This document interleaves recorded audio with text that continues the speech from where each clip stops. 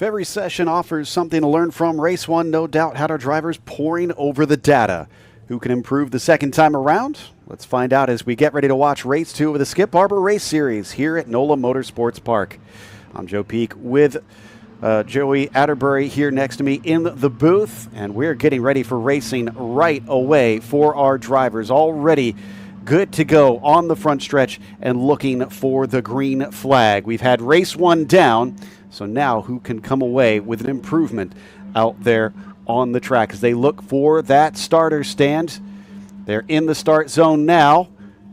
They can go when they please, and there it is. Green flag is out on the way down into turn 1. Cars already dicing as we go 3 wide looking for turn 1. In fact, 3 wide, 2 deep down into the first corner. But it looks like we'll have our pole sitter manage to pull just a little bit ahead in time down into that first turn. Almost 4 wide back there, Joey. Yeah, and you saw even Machado Perez there hang tough around the outside. I think that was one thing that he definitely wanted to correct from race number 1. Turn number 1 is probably your best passing opportunity. Now he looks down the inside of Chris Spada, almost got the car up alongside, but that forces Spada to go very, very wide. This could be an opportunity. Still, he could hold on to the inside, coming down into 5. He is, but they're still wheel-to-wheel for the lead up at the front. Perez giving him a real fight. He knows last time he ran out of race, ran out of tire. He needs to get it done early. Yeah, and this is coming into a much higher speed section, almost forced off the racetrack. He's got that front axle up to the rear axle of that number 30 car. So, yes, it is the number 13. I'm sorry, it's the number 12 there. And now he's actually going to be taking advantage. I believe that's Allen looking to the inside, coming into the high-speed S's. Orzinski also looking to improve on last race's results as he manages to power his way past into P2 now, but this helps out Spada. Look at the gap he's built. Yeah, but oh my goodness, look at the accordion effect on the back straightaway. I wouldn't be surprised to see moves going down into this turn 11 brake zone. There we go, 2 wide, room being given, 1 car being forced off the racetrack. I believe that was the number 12 of Alan Orzinski getting kind of forced off there in the middle of the brake zone. Rejoins nicely. Found himself a little bit of a gap to get back in there, so Orzinski going to move up to P2, it looks like, as they come down to the start-finish line for the first race in anger. First time in anger here, and as they cross in front of us, Spada leads with the 12 of Orzinski in second. Perez sitting in third, once again losing out on that valuable track position on lap 1. And remember, he was able to kind of march it back up to that second place throughout the race earlier today, but this is a good opportunity for that number 12 of Alan Orzinski. You know, we were talking to him after race number 1. Everybody was so excited to get to race number 2. They still have something to prove. Certainly, and it's very close between the field here in these early stages. A 25-minute race that they're going to be competing in for race number 2. This is the last of the weekend for the Skip Barber crew. And if you're not familiar with this series, these are new drivers coming in trying to learn. Hence the Skip Barber Racing School putting this on. This is the first step on the ladder for them. And talking to all of these drivers, they said, you know, it takes a couple laps really for this car to get fully up to temperature. So they're going to be managing those front tires, managing those rear tires, trying to get it all into that operating temp. So that way they've got the stable platform underneath them. Down through the S's now. We had a little bit of side-by-side. That may have been Sela and Cajero back there, who are still trying to fight for 5th position. But our top 4 remain line astern coming down to the braking of turn 11. And in fact, it is still close for that P2. Perez, again, wanting to get back into that second spot. He knows he has been fast this weekend. He doesn't want to get caught up behind Allen. And you mentioned it, right? It was definitely Chris Spada that kind of ran away with it in race number 1, but I think that Machado Perez put up an incredible fight, especially call it for the first 3 quarters of the race. It really wasn't until the last 25%. And looks like the number 9 car, that's Naim Sela, that's around and into the gravel, going to bring out our full course yellow flag. A testament to these drivers. They had a full green to checkers for our first race, no cautions. So this is the first one of the weekend that we're seeing a driver off the course. Unfortunately, there is a lone gravel trap on this whole circuit, and you're seeing it right now out of turns 7 and 8. And poor Sela has found himself caught in it. Yeah, we always talk about learning opportunities, and I think that lap number 1, lap number 2 is your best opportunities to make those racing moves to kind of prove yourself and move forward. So I'm sure that all these drivers are being a little bit more aggressive, but there's also that warm-up factor. They're not all the way up to temperature, so sometimes you don't have the front grip. Sometimes you don't have the rear grip. I think I saw it was the number 16 car of Machado Perez really kind of understeer out wide coming out of turn number 5 and turn number 6 on those opening couple laps. So yes, these are entry-level cars in terms of what the formula car is, but it's still up to the driver to learn those warm-up processes, and everybody is learning out here. Unfortunately for the number 9 car, it's going to have to get pulled out of the gravel, and you see the driver already out of the car.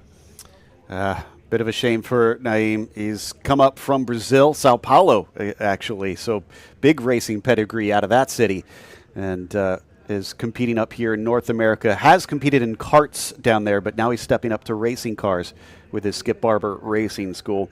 Had himself a podium finish at Sebring, but it looks like he won't be able to repeat that this time out, as he wasn't on there for race 1, and he's definitely not going to be there for race 2.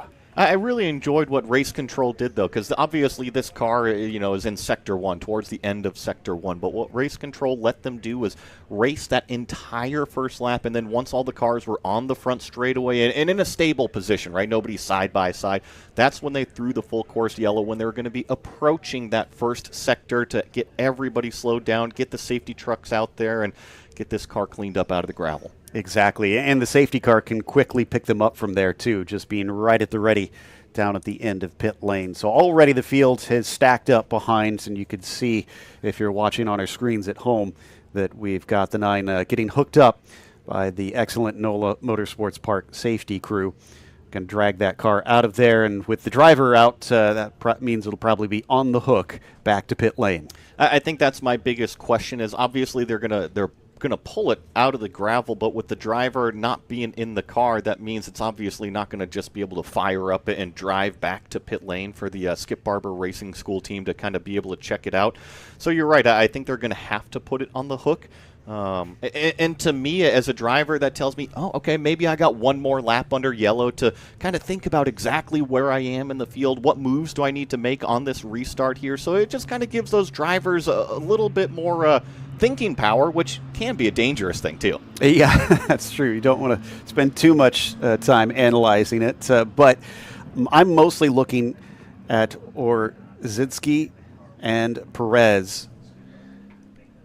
For Orzinski and Perez, Orzinski, he's got the track position now. He's looking to improve on race 1. What do you do if you're him? And if you're Perez, finding yourself in the same situation as last time or similar, what do you do for him?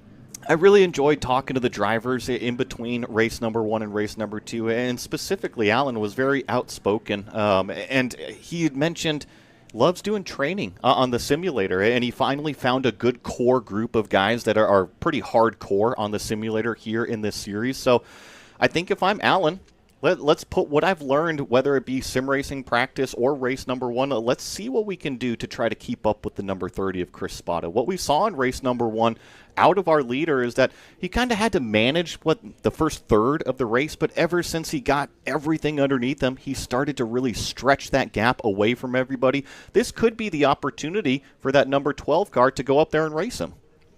That's a good point, and this does take away some of the racing time, as you can see, with 25 minutes to try and get to the finish. We're already cutting into it significantly, down to less than 17 to go on our clock. I also had a chance to chat with Alan, and the big thing that stuck out to me is he's incredibly focused. One of his big things is he's very into Kung Fu, and that's not a joke. He is very, very into Kung Fu. And uses it a lot in his racing, and part of that is his ability to really focus and kind of put everything out of his head and just look at the task at hand. Yeah, throughout the plethora of drivers here, I think we got lacrosse players, football players, swimmers out there, and what all kind of comes to mind, even Kung Fu, right? It's all competitive, right? And racing, a very, very competitive sport. So it may not be, first to the finish in terms of their stick and ball sports or what they have history in, but it's that competitive factor. I want to get better. I want to beat these guys, and that's exactly what racing is about. Yeah, I think a lot of people that aren't into racing don't realize just how much of an athletic and a mental sport this is. So, yeah, it draws in all the competitive types very easily and tend to thrive out here as well. If you've got that competitive nature, you know already most of the steps you need. It's just learning the skills and the tools to get yourself to the front of the field. So we watch that field come down past what is normally the continuation of the S's, but here we're running the Indy layout, so it's a straight shot you can see down into the braking of turn 11, which has definitely been one of the more popular places to overtake. There's the 9 on the hook now. Yeah, it's officially picked up from the safety vehicles out there. Can't quite see the safety car leading the field right now if the lights are off or if we're going to be going green this time by. I mean, they're in sector number 3, so we should find out here pretty soon. And quite honestly, if the safety car hasn't pulled away yet, I would expect another lap under yellow flag here. Yeah, and the flashers are on, and besides, the emergency vehicles are still working their way through 9 and 10 right now, so I don't think they can go back to green at this stage anyway. So this should give them a little bit of time to reset. They know what's coming. They can prepare the car, and it's getting very, very warm out on the track. And Joey, when you're in an open wheel and you don't have that wind blowing across you, probably gets a little hot in the cockpit. It's a great point. I always felt that yellow flag is sometimes the worst time to be in a race car because you think, oh, well, hey, it's time to slow down. You can take a couple breaths, but that's also when the heat sinks in, right? You don't want all of the heat inside the race car, and when you're only doing, call it 30, 40 miles an hour, yeah, they are open in terms of the cockpit, but there's not a ton of airflow. Things just start to get really, really warm out there. And these drivers, I think that they're happy not to be at race speeds in order to save their tires, but that heat factor definitely going to start to set in. So we're going to be down to 7 cars competing when we return to green flag racing. Looking like probably somewhere in 11 minutes to go, 11 to 10 minutes to go left on the clock if we get the green this time by. And I do see the starter starting to grab that flag, so I have a sneaking suspicion we're going to see those lights off soon. And the restart zone is a little bit different than the start zone here at NOLA Motorsports Park. So the initial start zone at the very, very first green flag is designated by cones on the front straightaway on the driver's right-hand side that you'll see. However, the restarts, once the pace car kind of pulls in, it's up to the leader to kind of hold that pace car speed until he feels it's time to accelerate. And I have a feeling what we're going to see is them accelerate out of that final turn, number 14, get on the gas as soon as they can, and it should be a nice single-file restart. Well, the good news is I'm looking at the car, and the 9, other than the wheels being a little bit dirty, doesn't look like it has anything visible in the way of damage. There could be something internally that we can't see, but at least it doesn't seem to be anything major that the mechanics will have to work on to get that repaired. Still, a bit of a shame for Sela that he won't get to see the checkered flag here at race 2 as the cars now start weaving to warm those tires. One thing that I did notice, a lot of the drivers mentioning that managing those tire temperatures is a big factor in these cars. So what they're doing right now is they're just trying to keep the tire temperature in it, right? They got to kind of warm them up on that initial first lap of racing, but then under the safety car, things are going to cool down. So these drivers are putting lateral load into the tires, trying to get them back up to the operating temperature. But not only that, they're trying to scrub the tires. You don't want extra rubber on the tires. And when you're under safety car speed, sometimes you're not perfectly on the racing line. So this lateral movement left and right helps also clean those tires up. So that way they're perfect, up to temperature, and clean to go racing. So safety car is pulled away. And now it is up to Chris Spada to try and manage the pace here until he gets out of that final corner, backing the field up nice and tidy as he looks for the front stretch before he can get on the loud pedal. And there it is. He is now on the throttle. Green flag is out. He starts to accelerate away, and that looks like a really good launch, Joey. He's put distance between himself and Allen. It was a tricky little restart, but look at the battle for second. Allen kind of got on the back foot on the gas, and now Machado Perez is down the inside. We're going to see if he can go late on the brakes into turn 1. Heavy defense down in the corner, pinching him all the way to the inside. Perez gets back to the middle of the track to try and open it up, but it's going to switch back to a left-hander. Orzinski might be able to hold him off for now. Still, the momentum well in the hands of Perez until he starts to fall away. But look at our leader. He's going defensive, and now a big move down the inside from Orzinski. Gets the nose chopped off from our leader, but look at how wide Spada's going. That will certainly set him up nicely for this next right-hander, but look for the over-unders. Oh, can't get it down to the apex. In fact, he might be vulnerable to the 16 of Perez, who now manages to get underneath him. This is coming up into 6, 7, and 8, and he's not quite there. He gets back in line, but top 3, all nose to tail, is a bit wide there for Allen. Yeah, that looked like a little bit of understeer out of that number 12 car, and now Machado Perez is going to take that position away. We saw a lot of that in race number 1. You get out wide in that medium speed stuff, sometimes it's tough to hold the racing line. It impresses me the awareness Perez has in all of this. He's obviously got chops, having now made a couple overtakes in these 2 races to get himself back up to the P2. But the job starts all over again for Ivan, as he's got about a second or so, it looks like, to make up to Spada. We'll see what the distance is at the line. What about Buher? He's now caught up to this battle. A good opportunity for Ethan there, and he's in that red number 6 car, so he's going to try to take advantage of Allen, who's kind of on the back foot right now. And even right here in these last couple corners, losing just a little bit of ground, a little bit narrow on that exit. This could be the option. This could be the opportunity for Ethan Buher. All the drivers going off to the right-hand side, trying to break the slipstream. Ethan still following in the tire tracks as they hold that inside line. Now he's going to move off to the left-hand side while Allen tries to defend into this corner. He lost it last time, but it wasn't in this part of the track. This time, he won't get it. Yeah, but that was a management call right there. Now Allen's going to look back down to the inside of what is turn number 3. Let's see if he really shoves it in there. Yes, he does. He's side by side. This is great racing. I wouldn't be surprised if Ethan realized that he went almost 4 wheels off there in turn number 1. I'm sure they'll be looking at that one. Yep, they want to keep them within the boundaries. He's still with them, though. Old car slides a bit, but he finds the throttle coming off of turn 5, now up into 6, still sticking close behind. This is going to be familiar territory for Orzinski. This is where he lost that position before. This time, he keeps it nice and tidy. Yeah, but just a little bit wide through that apex of what was turn number 7, so that's just going to kind of smell blood in the water for Ethan Buher, who's just kind of sitting in that slipstream now into these really fast S's, turns 9 and turn 10, where you have to manage all the platform of the car. Look at how close they are. They are dancing across the track as well. Those bumps definitely costing them. Well, the 6 is going to dive it down the inside into turn 11. He's deeper onto the brakes. Will he make the apex? Yes, he will, and that is going to be 3rd place for Ethan. A great drive so far for Ethan Buher, up into that 3rd place position, and Allen's got to probably be looking and saying, what the heck happened? I was in 2nd place, I was out wide a little bit in one corner, and all of a sudden I find myself in 4th.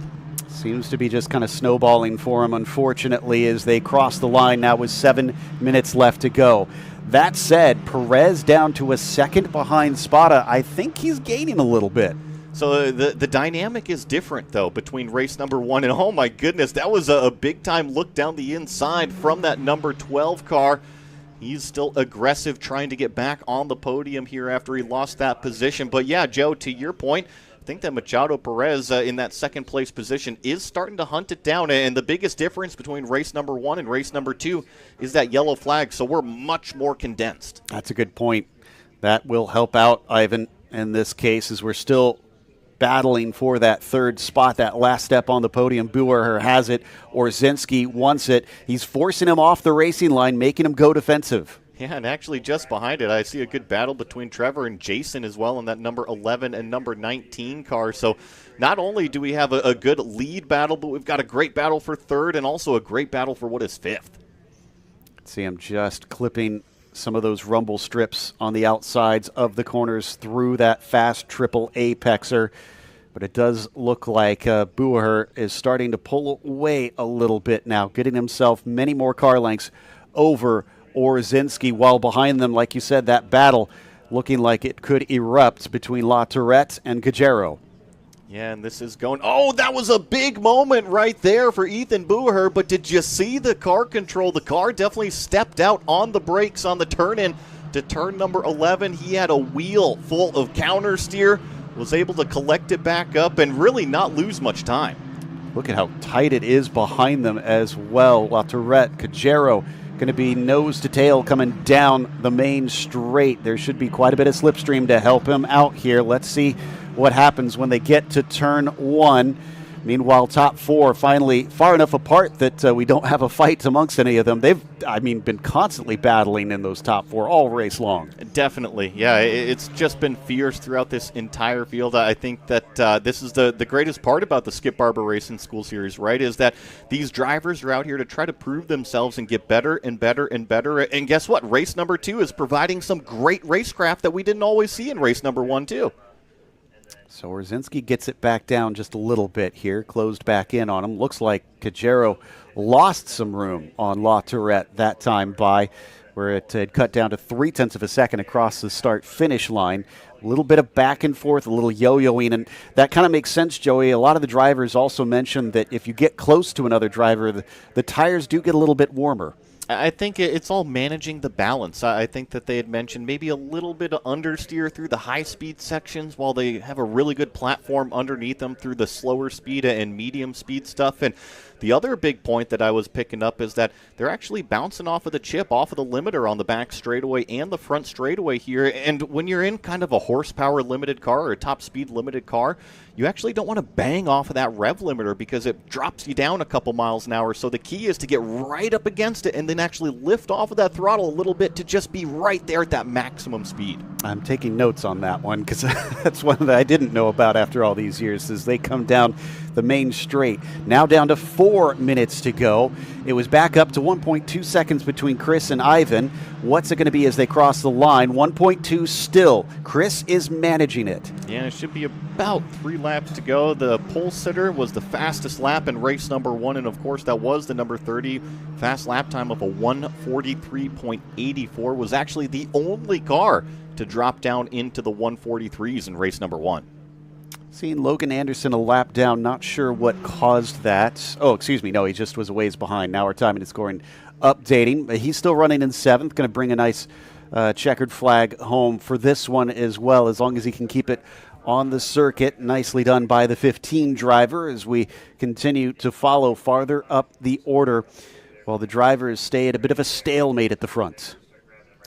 See if there's any sort of mistakes out of the number 30, our leader. We didn't see any mistakes at all in race number 1, which tells me that Chris is able to handle the pressure from Machado Perez because Ivan was just constantly there on the rear wing, especially through the first half of that race, like I was mentioning, and then kind of found his footing, found his rhythm, and was able to kind of extend it out, almost kind of like what we're seeing right here. Machado Perez starting to fall back just that little bit, maybe 1 or 2 car lengths more this lap. I think Spada has got this one well under control at this stage, but we can't speak too soon. You have to wait for that checkered flag to really call it, and he's not out of the woods yet. Machado Perez still making sure to keep him honest up to this stage. Going to be 2 to go at the line as they exit onto the main straight. This battle for what is 5th place is really, really heating up out here between Trevor and Jason. They're coming out onto the front straightaway right now as we see Chris lead Ivan over that start-finish line, but you see a little bit further back there. Oh my goodness, talk about a slipstream battle already going defensive. Doesn't want him to get the inside line. Trevor trying to cover him off, but comes back to the racing line now as Cajero sits in the wheel tracks. They'll enter turn 1, and it looks like they'll stay in the same order this time as the track switches back around the fast left-hander of 2, picks up speed, and then it's heavy braking down into 3 and 4. That number 11 car in this lead battle here, in this lead group, it is Trevor Lautrette, followed by Jason right there. Oh, a little bit of a wiggle out of Trevor going through what is turn number 3, trying to put the power down. Now he's going to slide a little bit wide in what is turn number 5. That might have been an opportunity for Jason, but he just couldn't get the car underneath Trevor there. So nice job from the 11 to accelerate away. It's telling from our drone cam here that I could see those white gloves dancing around inside the cockpit of La Tourette. So car yeah, is looking a bit of a handful at this stage. Is that going to make him vulnerable in these last couple laps? This could be the best chance for Jason. Yeah, the time is definitely starting to run out, and you see Jason just sitting in the slipstream. He's trying to find an opportunity, and when you're in that position, sometimes it's just showing the nose, trying to get the eyes of that driver in front of you to look in the mirror versus look at that brake marker. And once again, defensive going down into the brake zone really deep from Jason. He's up alongside. Can he hang tough on the outside? He's trying to do some over-unders, get him off of the racing line. Oh, he's being clever here, but unfortunately, very smart from the 11 to try and shut the door on him, just prevent him from getting to that apex in time. He's even closer now as we should have the white flag that time by... Oh, excuse me. I think our timer was just a little bit short at the beginning of this one, so we should have about 5 minutes remaining. Definitely threw me off as well, but that just means that there's more laps for these drivers to go out there battle. So Jason poking the nose and then opting to get back onto the racing line. I think that's a smart, mature move, because if you don't have the position to make a lunge, don't compromise yourself. Another one of those things that I'm sure is going to be a big lesson for Jason, just keeping the pressure on. Doesn't have to try and make a move every corner, just has to try and stay right in the wings. So, looks like this battle is going to continue to rage on between the 11 and the 19 car going through what is Sector 1. And you see Trevor really hanging on to it, just kind of hanging on to the limit of understeer versus oversteer out here. And that's all a learning thing. I think that car control is huge when it comes to being a racing car driver. And as long as you can keep it on the road, that's priority number one. And that's twice now in Turn 5 that we've seen that 11 car just get a little bit loose through there. So I suspect that one will be one that he goes over and tries to find out what exactly he's doing that's upsetting the car, get himself a little bit smoother through that corner. Now, as we head down into Turn 11 once again, he's well clear. Trevor doing a great job getting himself out of range. And remember, this was that opportunity that Jason really had. He went so deep on the brakes there into that Turn 11 brake zone. And oh my goodness, there's a little bit of a wide line out of the number 11 of Trevor. Now the over-under start. Jason is looking for any way through, really, really narrow through that final corner. White flag has been given from the stand. 1 to go now for our drivers up at the front, but it has been stationary at 1.2 seconds between P1 and P2. The real battle here is for 5th and 6th. Yeah, Trevor's still leading Jason down the front straightaway here, and I think crucially he's got about 5 car lengths of a lead, so doesn't have to worry about the threat into turn number 1. And now we pick up our leaders here in what is Turn 3 and 4. You see Chris Spada still leading the way. Going to be some frustration under the helmet of the 16 Perez, no doubt, thinking, I got to get those starts under control. I got to get that track position. He's been so fast, but by the time he gets where he needs to be, Spada has got this one basically in shackles. The 30 is just looking like all he has to do is bring it home from here. There is our leader on screen now, coming around through 6, 7, and 8 onto the backstretch. He obviously understands this circuit and understands this Miguel Formula car that they are racing right now, and you see him staying off of the curbs in that high-speed stuff, just making sure the platform is perfectly stable. And then what we see out of these slower speed corners, these drivers definitely using the track, using those apex curbs to help rotate these Formula cars hard on the brakes over the bumps of Turn 11 through Turn number 12, nice and tidy, narrow through there. Just a couple more corners to go, and it'll be back-to-back. It's different back-to-back, though, from what we had at Sebring. This time, the number 30 of Chris Spada is going to win both races in the Skip Barber Racing Series here at NOLA Motorsports Park. Nicely done from Chris Spada. Machado Perez coming through with another second-place finish, and this battle for what is 5th place is still raging on, as it looks like Ethan Buer is going to claim that final podium position. Weaving in celebration. He's happy about that one. Oh, no, Orzinski is showing ahead of him, unless our timing needs to update, as it was close across the line between La Tourette and Cajero. Yeah, I mean, that was a great race between, it was Trevor and Jason there on that final lap, and they were next to each other going into that Turn 11 brake zone once again, but I believe it was Trevor in that number 11 car that was able to kind of withstand the pressure, not give that position to Jason there in the number 19. Now, something must have happened to Booher, unless maybe his transponder just had a glitch or something, because he's not showing as having finished this race. And he would have been the last one across, as Logan Anderson is now showing scored in 6th. I don't see anything out on track, so I'm not sure if that's just maybe something technical. Yeah, and I'm sure that we'll get, as the cars kind of drive by this back straightaway here, maybe get a glimpse at those tail numbers, right? They got the car numbers on the tail, the wings of these cars to kind of make sure that we got that official podium. But it definitely Chris Spada winning with Machado Perez in 2nd. Congratulations to our winner Spada in both races, as well as to all of our podium finishers in our 2 races this weekend at NOLA Motorsports Park. There will be more action to come, but until next time, race clean, race hard, and we'll see you on the track.